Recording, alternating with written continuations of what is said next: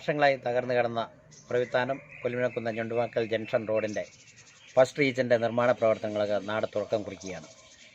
Kollur Muvattupuzha state ഹൈവേക്ക് പാരലായി ഒരു bypass റോഡായി Pravithanam കൊല്ലിമലക്കുന്ന് ഞൊണ്ടുവാക്കൽ junction road മാറുകയാണ്. മാണി കാപ്പൻ MLAയുടെ ആസ്തി വികസന ഫണ്ടിൽ നിന്ന് 75 ലക്ഷം രൂപ അനുവദിച്ചുകൊണ്ടാണ് ആദ്യഘട്ട നിർമ്മാണം തുടക്കം കുറിച്ചിരിക്കുന്നത്.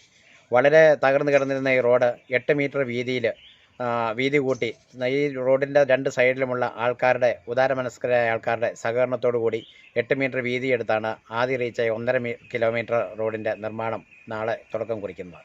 അത് കഴിഞ്ഞ് രണ്ടാമത്തെ റീച്ചായ 1.5 കിലോമീറ്റർ റോഡ് 62 ലക്ഷം രൂപ ഞൊണ്ടുവാക്കൽ ജംഗ്ഷൻ തൈമുറി ജംഗ്ഷൻ ഭാഗത്തേക്കുള്ള ആ രണ്ടാം ഘട്ടത്തിനുമുള്ള നിർമ്മാണ പ്രവർത്തനങ്ങൾക്ക് തുക അനുവദിച്ചു കഴിഞ്ഞിരിക്കുകയാണ്.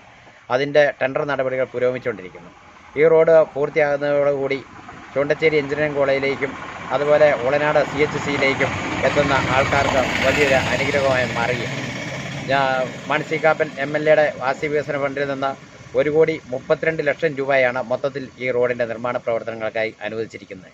ഈ റോഡിൻ്റെ നിർമ്മാണ പ്രവർത്തനങ്ങൾക്ക് സഹകരിച്ച ഈ നാട്ടിലെ എല്ലാ നല്ലവരായ ജനാധിപത്യ വിശ്വാസികൾക്കും അതുപോലെ 2 സൈഡിലുള്ള ആൾക്കാരും പ്രത്യേകം റോഡിൻ്റെ നിർമ്മാണത്തിന് നേതൃത്വം കൊടുത്ത ഒരു ജനപ്രതിനിധി എന്ന നിലയിൽ ഞാൻ നന്ദി അർപ്പിക്കുന്നു. മറ്റൊന്നും പറയണം ബിജു?